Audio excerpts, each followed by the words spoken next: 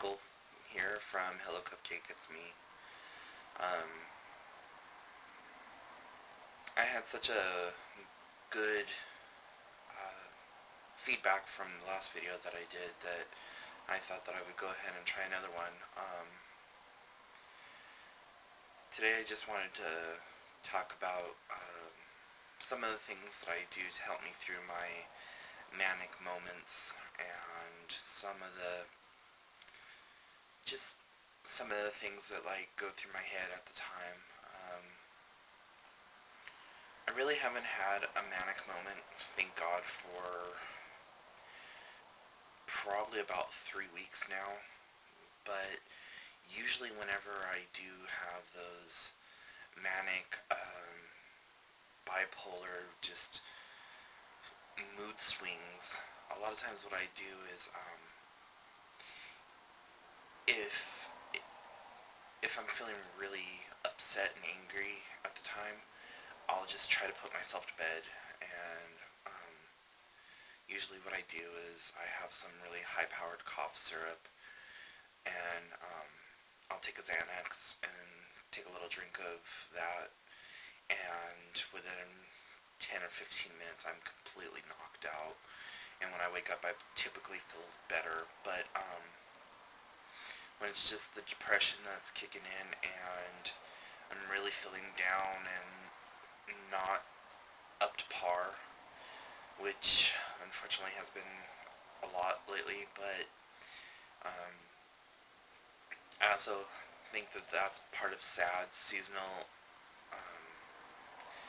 seasonal affective disorder or whatever. It's usually what happens to people during the winter months when there's not a lot of sun and you're lacking on vitamin D and things like that. So I don't know if it's actually my depression or if it's just lack of vitamin D in my system, but when I am really down and blue or whatever, I always try to do something to get my mind off of it. And as some of you may or may not know from reading my blog, I design jewelry, and so I find that sitting down and focusing on making some jewelry, usually it's maybe 2 or 3 sets of earrings or a bracelet, maybe a necklace if I have the materials to do it, but I always try to distract myself with just doing something else, and a lot of times that does work.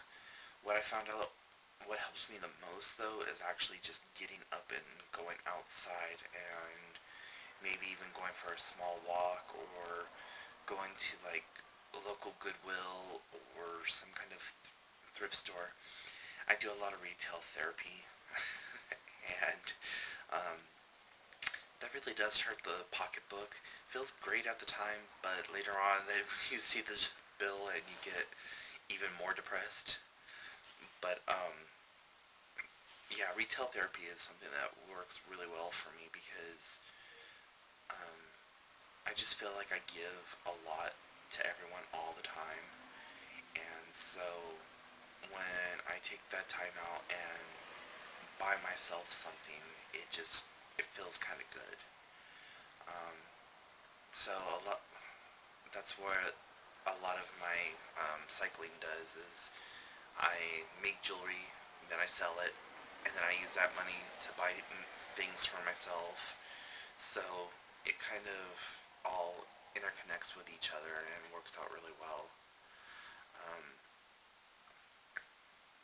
but something else that I found that has worked for me in the past is I love to paint. So sometimes if I have some extra canvas laying around, I'll just bust out all my paint gear and just start painting and just put all my emotions into the painting, and sometimes it comes out just really awesome. Other times it's just a big blob of color. But one thing that I learned when I was in college taking art courses is that you never force a picture, you allow it to come.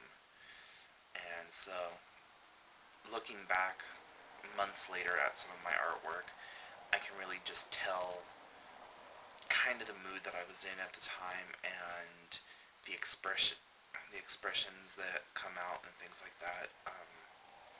Gonna try to include some pictures so that y'all can see what I'm talking about. It's probably gonna be um, at the end of the video, more than likely, so then that way I don't have to splice it in or anything.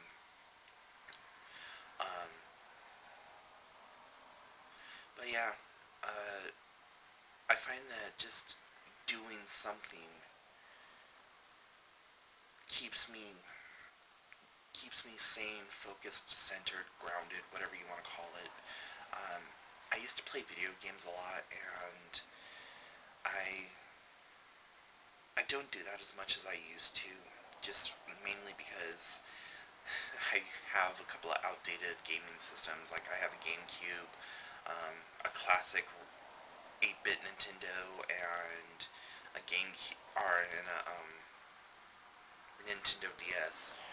And every now and then I'll turn my DS on and play or whatever, and I got some pretty cool games on there. But to me, that's not really being productive, even though making jewelry is semi-productive, or getting out and walking around or whatever. Those are like kind of productive things. I just can't immerse myself into a video game like I used to, and I think I'm starting to develop adult ADD or something, because it's hard for me to just at times just sit and be still, because there's crap constantly going through my head, be it bills, be it what's going on throughout the day, relationship problems. Well, I haven't been in a relationship for almost 10 years, but, you know, friendship, relations, that type of stuff. Just a myriad of different things. So, yeah. Well, you know, I wanna continue being productive and just doing things not only for myself but for everyone else. And I find that when I'm in in the depths of my bipolar OCD or whatever, where I just have to do something and I get fixated on it, that usually when it's a positive fixation it works out really well, but a lot of times I get negative fixations, and the negative fixation could be like something I just can't get my hair right, so I fixate on that. But that's a whole different podcast, videocast, vlog, blog, whatever you want to call it. But for right now, I just got done making a bunch of jewelry, and I thought that I would sit down and just kind of talk about it. It's my hope to one day soon here start making jewelry for like medical awareness, like be it diabetes or autism or something like that. I've made a few pieces of jewelry, and I'll put pictures of that up there too, of like my diabetic necklaces. It says please test sugar before administering treatment, and their necklaces, mainly women's style. I find it kind of hard to design for guys, so that's something else I gotta work on, is learning how to incorporate the same-sex males into my design, because a lot of the stuff that I design right now is just women. Even trying to make something unisex is hard, but yeah, I eventually want to try to put together jewelry for both sexes and have it be beneficial for like medical alert and things like that, because I've been looking and you can't really find fashionable medical alert jewelry. It's either got the traditional octagon with the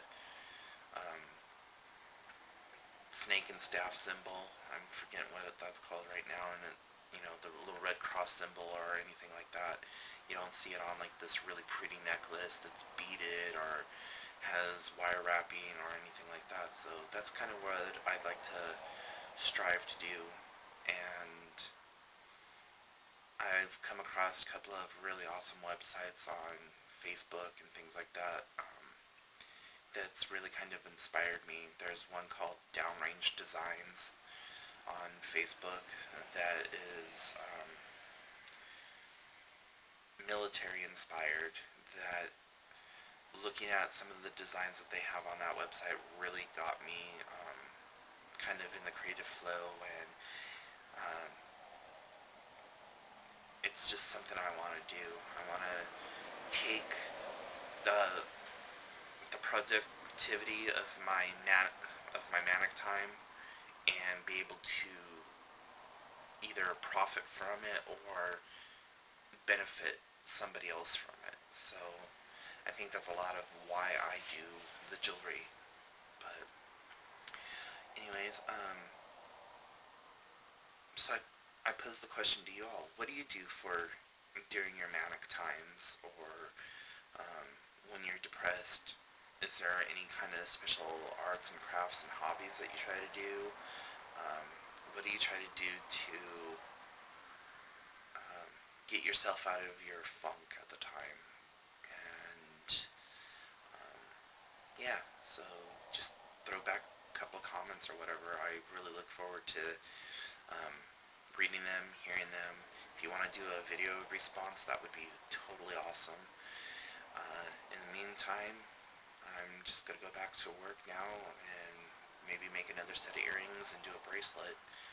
But yeah, swing by my blog. It's www.hellocupcakeitsme.com. And if you're seeing this on the blog, sorry. But I post this on both the blog and the YouTube channel, so if you're on the blog and are looking for the YouTube channel, it's youtube.com/hellocupcakeitsme. Pretty easy, simple, straightforward. So anyways, I will talk to you later.